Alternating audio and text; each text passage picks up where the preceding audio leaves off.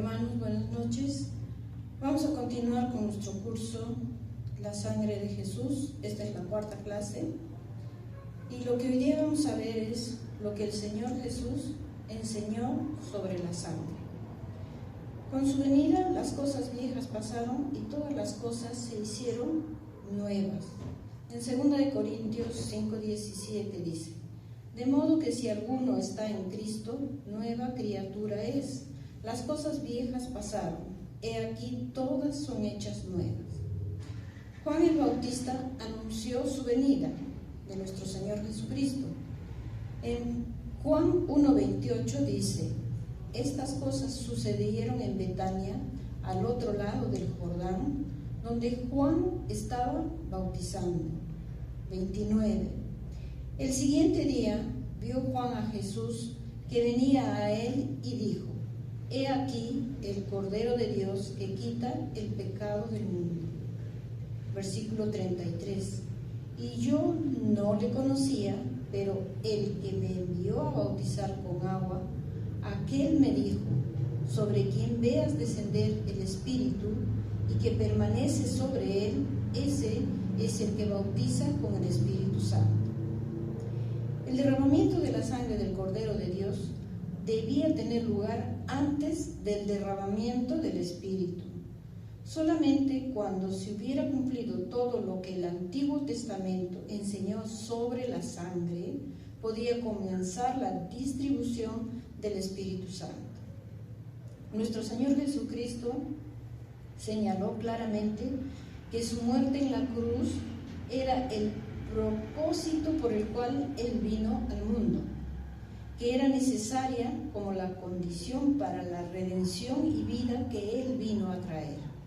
Jesús declaró enfáticamente que el derramamiento de su sangre estaba íntimamente ligado con su muerte. Romanos 3:25 dice: a quien Dios puso como propiciación por medio de la fe en su sangre, para manifestar su justicia a causa de haber pasado por alto en su paciencia los pecados pasados. En Capernaum, Jesús habló de sí mismo como el pan de vida. En Juan 6:33 vemos de que dice: porque el pan de Dios es aquel que descendió del cielo y da vida al mundo. En Juan 6:34 le dijeron: Señor, danos siempre este pan. Juan 6:35 dice: Jesús les dijo: yo soy el pan de vida. El que a mí viene nunca tendrá hambre, y el que en mí cree no tendrá sed jamás. Jesús estaba enseñando a sus discípulos lo que tenían que ir pensando acerca de lo que Él iba a hacer en el momento de la crucifixión. Entonces les empezó a enseñar para que ellos se acordaran, ¿sí? En Juan 6:48 dice: yo soy el pan de vida. 49. Vuestros padres comieron el maná en el desierto y murieron. Recuerdan que el maná era lo que viene del cielo, el pan que habían ellos de comer cuando estaban en camino a la tierra prometida. Entonces Jesús estaba haciendo ese paralelo entre el maná que Dios le dio al pueblo de Israel, que salió de Egipto, ¿sí? Y tenía que trasladarse. Ellos comieron pan del cielo, así como nosotros, dice Jesús acá: vuestros padres comieron el maná del desierto, pero murieron. Así que, en el 53 dice: así que Jesús les dijo: por cierto, de cierto os digo, a menos que comáis la carne del Hijo del Hombre y bebáis su sangre, no tenéis vida en vosotros. Él dice que ellos no solo tienen que comer su cuerpo y beber su sangre, lo que está sugiriendo es la idea de su muerte. En el 51 dice: y ciertamente el pan que yo daré por la vida del mundo es mi carne. Para cualquiera parece que es muy tosca su manera de hablar y que la vida temporal que ellos estaban viviendo dependía de que ellos comieran y bebieran su carne y su sangre. Jesús les decía que a pesar de todo lo que ellos habían visto en él, ellos no creían. En el versículo 36 de Juan 6 dice: pero os he dicho que aunque me habéis visto, no creéis. Para el convencimiento de ellos y para la concurrencia de los que estaban allí en la sinagoga, pues ellos conocían el milagro del maná en el desierto. Los que lo oían se exaltaron porque entendían muy bien que él se refería a que había venido del cielo, así como el maná. Aprovecha para anunciar estas verdades profundas y exaltar los prejuicios aún de los más sinceros ancianos y sacerdotes. Otro versículo que habla de su muerte es Juan 12:24. De cierto os digo, que si el grano de trigo no cae en la tierra y muere, queda solo, pero si muere, lleva mucho fruto. La necesidad de su muerte es aquí expresada brillantemente, la vida que sale de la muerte. Esta ley del reino vegetal explica lo que había dicho de su vida y de su muerte.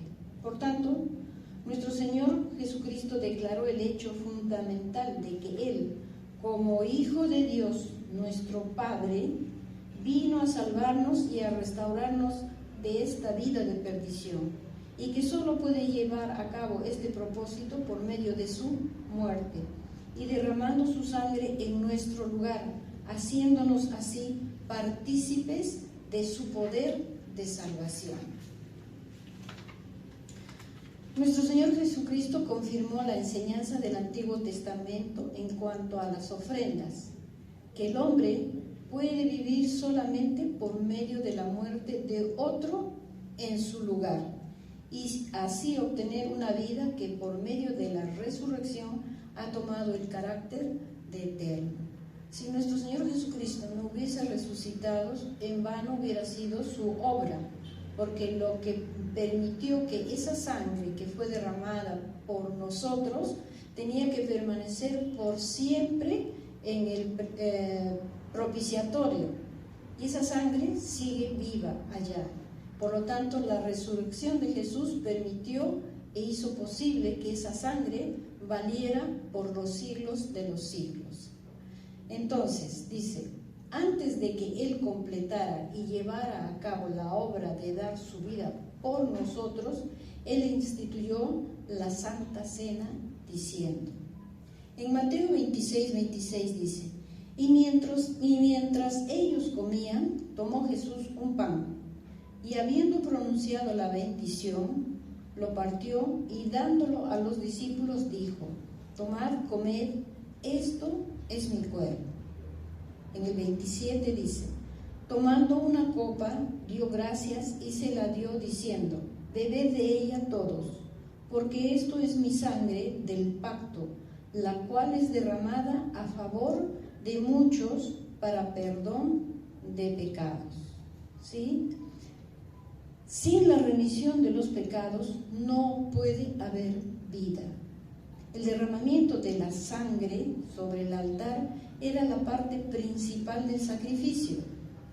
En Lucas 22:20 dice, e igualmente la copa, después de haber cenado, diciendo, esta copa es el nuevo pacto en mi sangre, la cual es derramada por vosotros.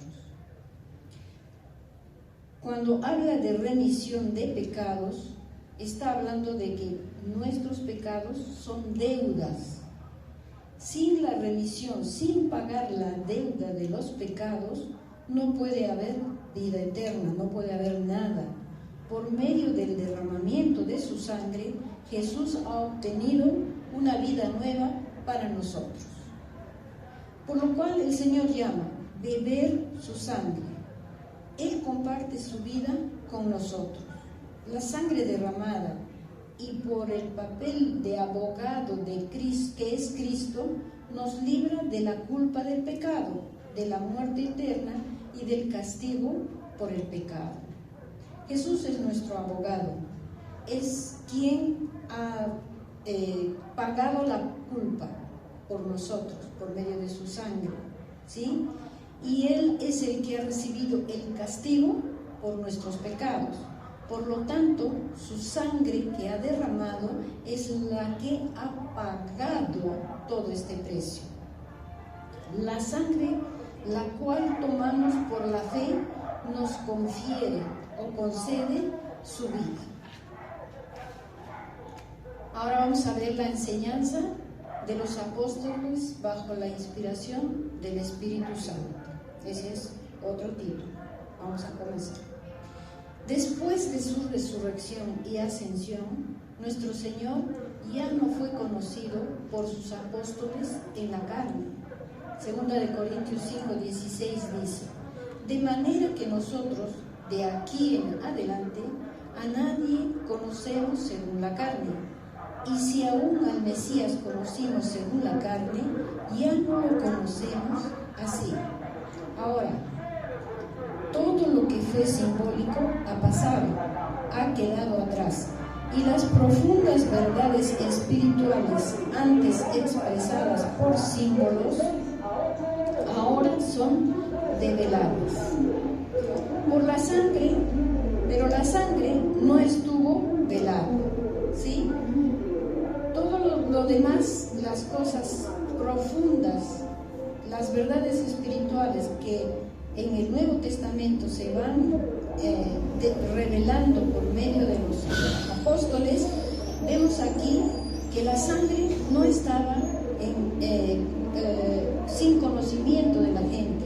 La sangre siempre ha sido para el Antiguo Testamento lo que cubría los pecados, porque hay un versículo que dice en Hebreos 9:11 que sin derramamiento de sangre no hay remisión de pecados. Entonces,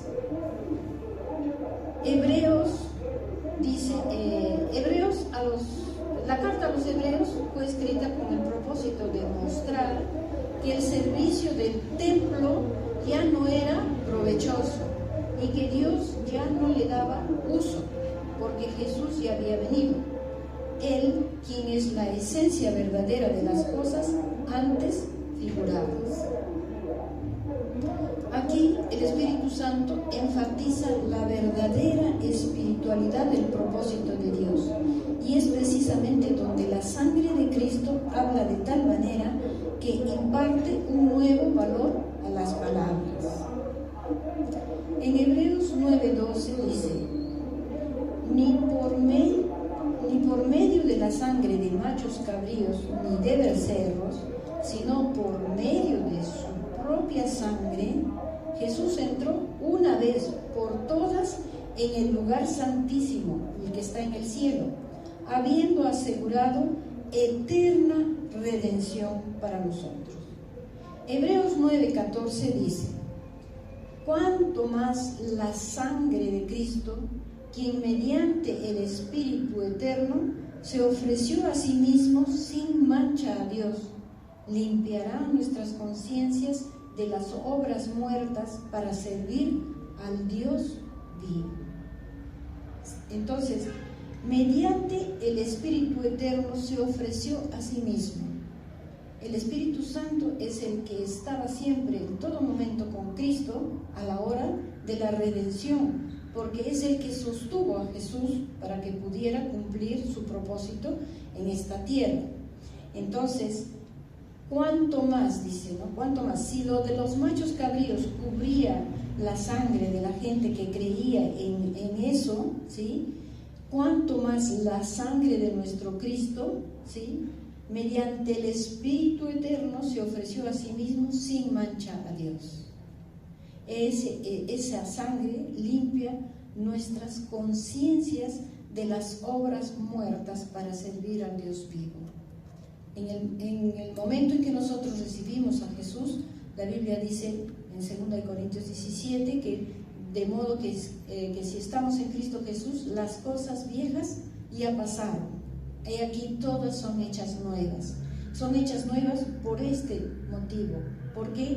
Porque la sangre limpia la conciencia de nuestro espíritu, lo que nosotros tenemos en nosotros dentro, ¿sí? De obras muertas. Y ahora, sin ese pasado, sin esas cosas pasadas, podemos servir a nuestro Dios, ¿sí? A nuestro Dios que es un Dios vivo. Hebreos 10:19. Así que, hermanos, teniendo confianza para entrar en el lugar santísimo por la sangre de Jesús, ya tenemos confianza, ¿sí? Ya no estamos temerosos ni avergonzados. ¿Por qué?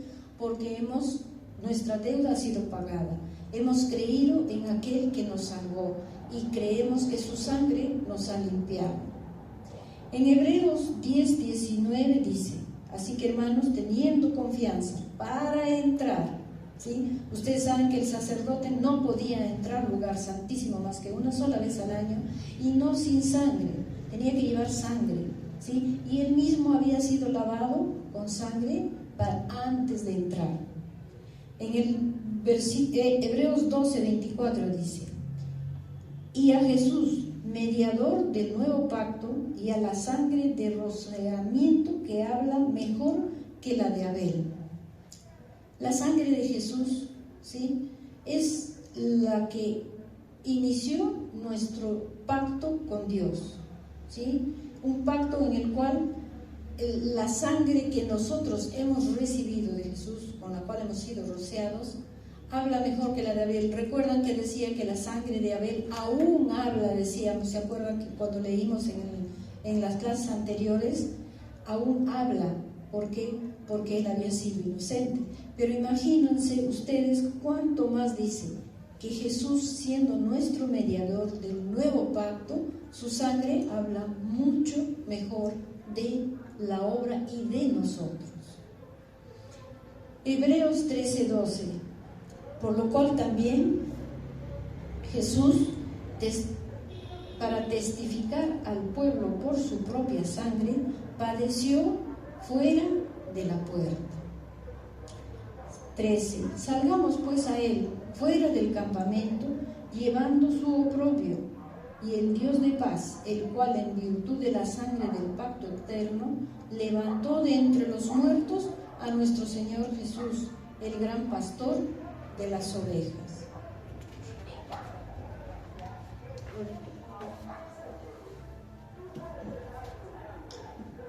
Por todos estos versículos que hemos revisado, el Espíritu Santo nos enseña que la sangre es realmente el poder central de nuestra redención.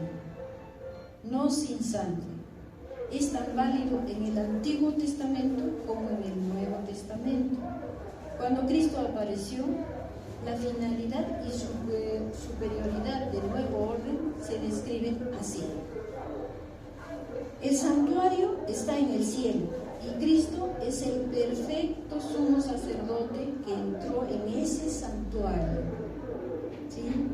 Había un sumo sacerdote cada año que era, de acuerdo a un cronograma, elegido para entrar al lugar santísimo. Nuestro Jesús es el sumo sacerdote de la orden de Melquisedec, como dice la Biblia. Melquisedec era un sacerdote que era símbolo de eternidad. Y nuestro Cristo, nuestro sumo sacerdote, ¿sí?, es el sumo sacerdote de los bienes futuros. Entonces, un ratito.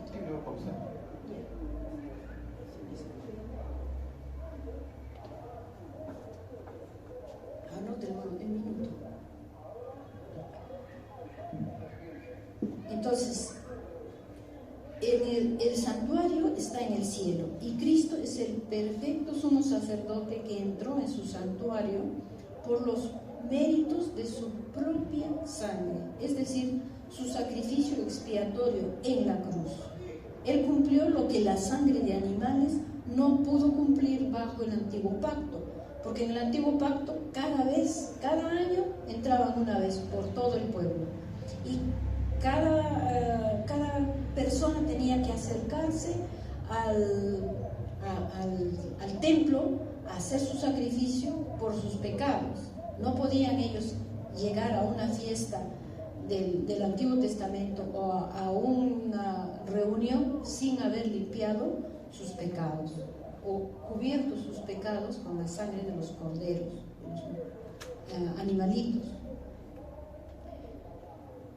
Hebreos 9:11 dice: pero cuando Cristo apareció como sumo sacerdote de los bienes futuros, a través de un mayor y más perfecto tabernáculo, no hecho de manos, es decir, no de esta creación, ¿sí?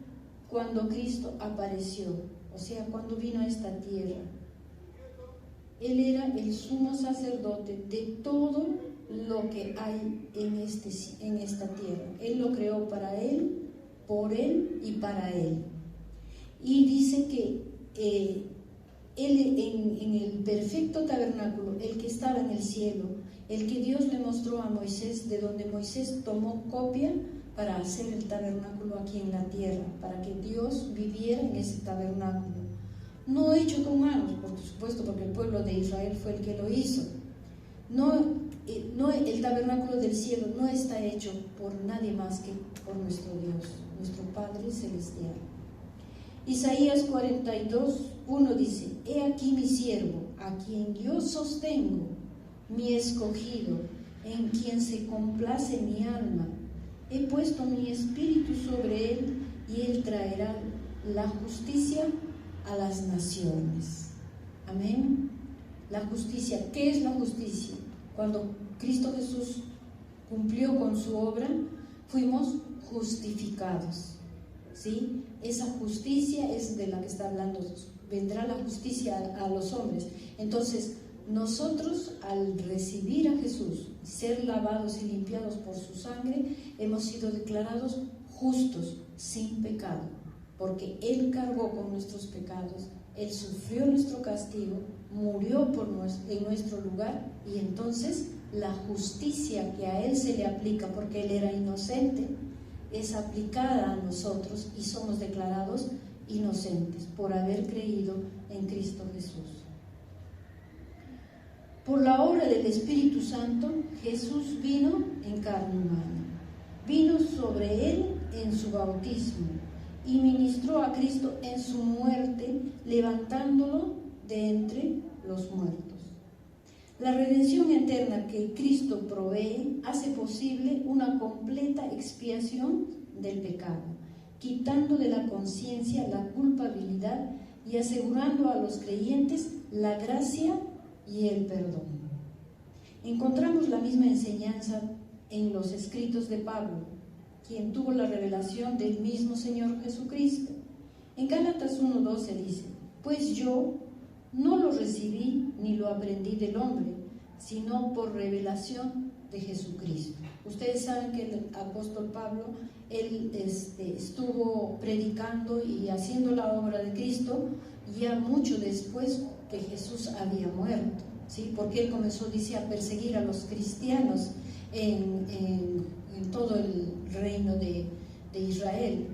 Entonces, cuando los cristianos eran perseguidos, Pablo era uno de ellos que los perseguía, pero un día se encontró con Jesús yendo a Damasco, y de ahí él comenzó a recibir revelación directa de Jesús para que él pudiera predicar a los gentiles, que somos nosotros.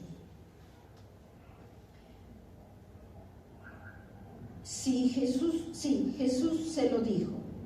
Entonces Jesús nos dice y nos lo revela a nosotros también a través de los escritos de Pablo. Romanos 3:24 dice: siendo justificados por su gracia, sin merecimiento alguno, mediante la redención que tienen en Cristo Jesús. ¿Sí?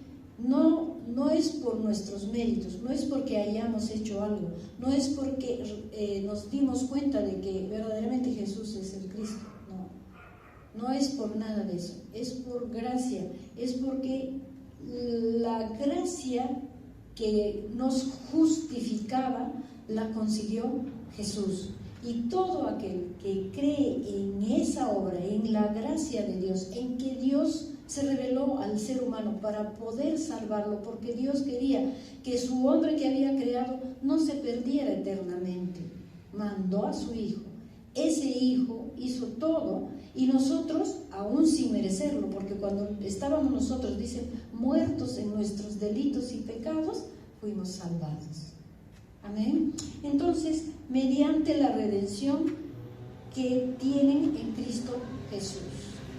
Romanos 3:25 dice, a quien Dios puso públicamente como sacrificio expiatorio por su sangre a través de la fe, como evidencia de su justicia, a causa de haber pasado por alto Dios en su paciencia los pecados pasados. ¿Sí? En el 25 dice que habiendo pasado por alto Dios los pecados pasados, de los antiguos estaba hablando, porque todavía Jesús no había muerto para los antiguos, ¿sí? Pero había una forma de creer de que lo que iba a hacer Jesús, estaban ellos haciéndolo, o sea, con los corderos, estaban creyendo de que alguien iba a venir, el enviado, el Mesías, iba a hacer lo que ellos estaban haciendo. Entonces ellos creyeron a futuro. Justificar es un término legal que significa que el acusado es absuelto de los cargos o legalmente declarado justo. Pablo usa esta palabra para explicar el acto de la justificación de Dios, en la cual él cancela la culpa humana por medio de la muerte expiatoria y redentora de Cristo. Dios cancela nuestra culpa. Romanos 1:17 dice, porque en el Evangelio la justicia de Dios se revela por fe y para fe, como está escrito, mas el justo por la fe vivirá. La Biblia textual dice, porque en el Evangelio está siendo revelada la justicia divina de fe a fe, como está escrito, el justo vivirá a base de fe. ¿Sí? Nosotros nos sostenemos en esta vida, lo vivimos por fe. La vida que ahora nosotros estamos viviendo, la tenemos que vivir por fe en lo que hizo Jesús. Y todo lo que Jesús nos dio con esa expiación, con esa justicia, hemos nosotros ganado muchas cosas: sanidad, prosperidad, justificación, redención. Todas esas cosas que la justificación, lo que hizo Cristo en la cruz, es lo que nos ha otorgado por gracia. Nadie puede justificarse delante de Dios por esfuerzo humano alguno. La justificación es dada por Dios gratuitamente, pero solo a aquellos que tienen fe en la obra redentora de Cristo. Este versículo que está en el Antiguo Testamento dice en Habacuc 2:4, he aquí, aquel cuya alma no es recta está envanecido, pero el justo por su fe vivirá. De aquí es lo que se saca los versículos en el Nuevo Testamento. Está citado 3 veces en el Nuevo Testamento, en Romanos, en Gálatas y en Hebreos, lo que demuestra que siempre Dios instituyó que la vida es por la fe en Jesús. No fue anulado lo que decía en el Antiguo Testamento, sino que es una continuación o una continua afirmación de lo que Dios hizo desde el principio. Cristo es la justicia provista por Dios para la justificación de todos los que creen en su nombre, en su obra, en su sacrificio, en su resurrección. Romanos 3:30, porque Dios es uno y Él justificará por la fe a los de la circuncisión, esto es, a los judíos, y por medio de la fe a los de la incircuncisión, esto es, a los gentiles, los que no somos judíos. Entonces, tanto para judíos, los que fueron los que primero obtuvieron la revelación prácticamente de lo que Dios estaba haciendo para la humanidad, ellos también se salvan por la misma fe. Si no creían en que ese carnerito era su sangre la que iba a cubrir sus pecados hasta la venida del Salvador, del enviado, si ellos no creían eso por fe, no iban a poder recibir justicia. Nosotros hacemos lo mismo. Entonces no hay diferencia entre el circunciso o circuncidado, entre el judío o gentil. Romanos 4:3 dice: porque ¿qué dice la Escritura? Creyó Abraham a Dios y le fue contado por justicia. Le creyó Abraham a Dios. Le creyó Abraham a Dios muchísimo antes de que ocurriera inclusive los sacrificios que había instituido Dios por medio de Moisés en el desierto, en Sinaí, en todo ese camino. Dios atribuyó a Abraham justicia porque él tuvo fe en Dios. El que trata de ser justificado por sus obras excluye la gracia de Dios de su vida. Si alguien va a decir, no, pero es que yo no he hecho nada malo, yo no hago nada malo, no miento, no hago cosas malas, vivo mi vida tranquila, sí creo en Dios. No hay nada que pueda justificar al hombre para que reciba la gracia. Toda persona tiene que creer en la obra redentora de Cristo Jesús. La justicia nos trata a todos por igual. 1 Corintios 10:16 dice: la copa de bendición que bendecimos no es la comunión de la sangre de Cristo. El pan que partimos no es la comunión del cuerpo de Cristo. La palabra comunión traducida del griego habla de participación. En el griego es koinonía.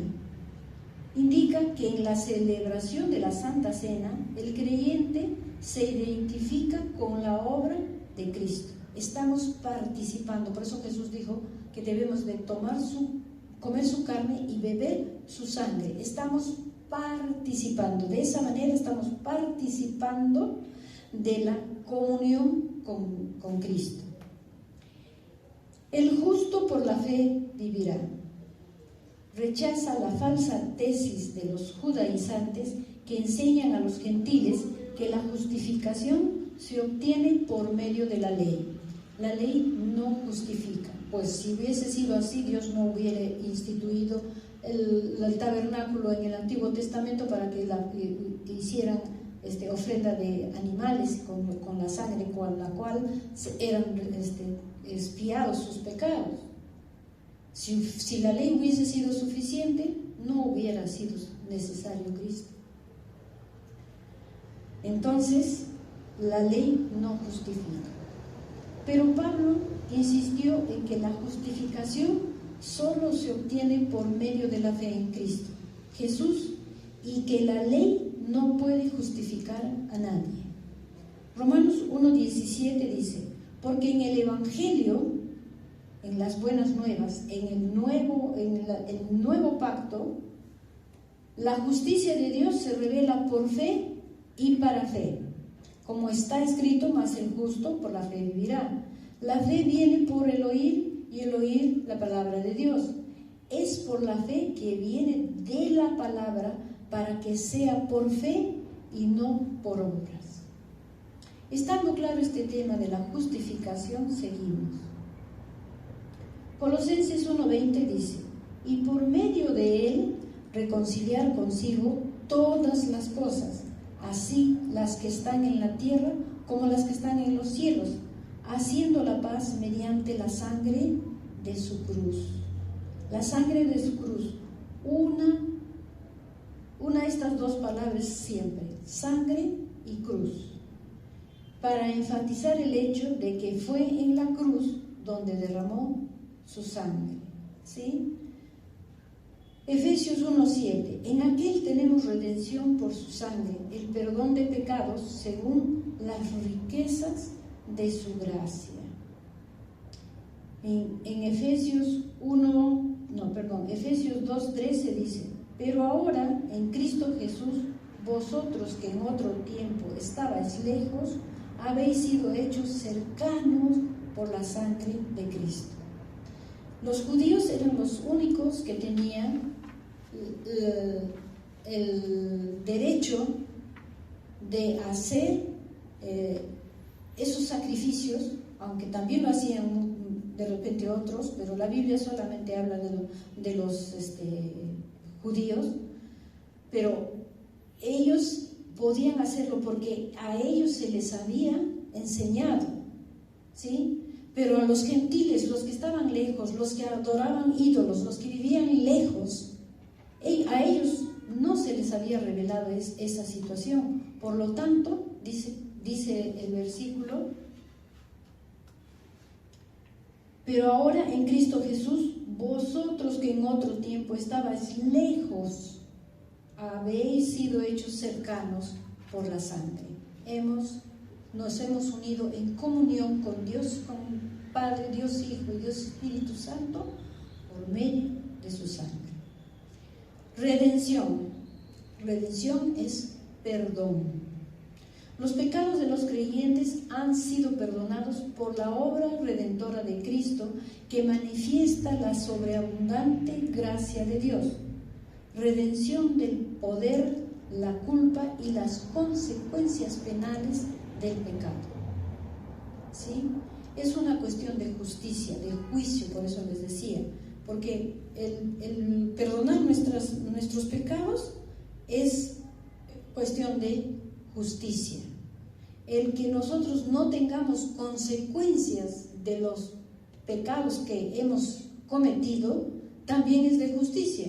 Es como a una persona que en un juicio le declaran inocente y ya, si ha estado presa, la sacan de la cárcel. Ya no tiene por qué pagar, porque ya ha sido pagado, ya ha sido declarado inocente. Y nosotros hemos sido declarados inocentes, justos. En la ley hay un versículo que habla de que si algún hombre fuese incapaz de escapar de una deuda grande o de alguna esclavitud, habiéndose hecho esclavo, sea por deuda o sea lo que haya sido cometido, hasta un delito, por esa causa su pariente más cercano podía redimirlo, podía pagar su deuda. A veces podían haberse adeudado, haber comprado un campo, un terreno, un animal, una vaca, y no podían pagarla. ¿Qué había qué decían las leyes? Bueno, si tú no puedes pagarla, pídele a ver si tu pariente te lo puede pagar, el pariente más cercano. Entonces el pariente más cercano decía: yo lo pago. Y entonces la persona que había sido librada de esa deuda ya no tenía que pagar. Así Jesús pagó nuestra deuda para que nosotros no tengamos que pagar. ¿Y qué nos llevaba nuestra deuda? ¿A dónde nos llevaba nuestra deuda? Al infierno, a estar sin la presencia de Dios eternamente. En cambio ahora, nosotros que ya estamos justificados, hemos sido librados de esa consecuencia de los pecados. Es por eso que el Hijo de Dios, al ser el Hijo del hombre, Jesús, puede, por ser nuestro pariente, nuestro hermano, puede redimirnos a nosotros que éramos esclavos del pecado. El hombre sin Jesús no puede dejar de pecar. Es por eso que el hombre necesita reconocer por fe la obra de Cristo Jesús. Sin fe no va a poder hacerlo. Y tiene que vivir por fe, siempre creyendo de que es libre, de que esa justificación es eterna, de que no hay nadie quien lo pueda acusar. El que nos acusaba se quedó atrás. Así como el pueblo de Israel, cuando pasó el Mar Rojo, el enemigo dice que fue tapado por el agua y quedó atrás, y nunca más Faraón volvió a perseguirlos. a ellos. Así igual nosotros, ya el enemigo ya fue vencido, ya no está atrás de nosotros. Entonces hemos sido liberados eternamente de nuestro enemigo. Ya nuestras culpas no tenemos que pagar, ya hemos sido rescatados, ¿sí?, por nuestro hermano Jesucristo. Remisión o expiación no solo incluye la liberación de la pena del pecado, sino de su contaminación y de su poder esclavizador. El pecado contamina. Todo lo que el hombre quiere hacer bien no puede. ¿Por qué? Porque en él está una naturaleza que no le permite separarse del pecado. Es esclavo del pecado. Él quiere hacer lo bueno, pero no puede. ¿Por qué? Porque no está en él la fuerza que lo libra de hacer las cosas bien. Una vez que nosotros recibimos a Jesús, somos libres de la esclavitud del pecado. Lo que nos hacía pecar ya no nos obliga a pecar. Ahora somos libres, ya no somos esclavos. Podemos nosotros vivir una vida sin pecar. A veces cometemos pecados, pero dice la Biblia que debemos nosotros recurrir a Jesús, pedirle perdón, y Él es fiel y justo para perdonarnos. Pero no andamos pecando todos los días. Entonces es necesario que nosotros sepamos que ya no somos esclavos. Podemos decirle no al pecado. Primera de Juan 1:7 dice: pero si andamos en luz, como Él está en luz, tenemos comunión unos con otros, y la sangre de Jesús su Hijo nos limpia de todo pecado. Si andamos en luz, porque como Jesús es luz, nosotros estamos en comunión con Jesús, andamos en esa luz, ¿sí? Y ya no hay contaminación, ya no podemos nosotros andar en tinieblas. ¿Por qué? Porque ya hemos sido alumbrados por esa luz. ¿Por qué? Porque la sangre de su Hijo Jesucristo nos limpia de todo pecado. Es un caminar en el cual la sangre de Jesús está abarcando nuestro caminar. La sangre como que se adelanta en nuestro camino para ir limpiándonos a nosotros. Y ya nosotros hemos quedado limpios. Se adelantó la sangre desde aquí, desde el momento que Cristo murió hasta la eternidad. Y por eso es que podemos quedar limpios de pecados.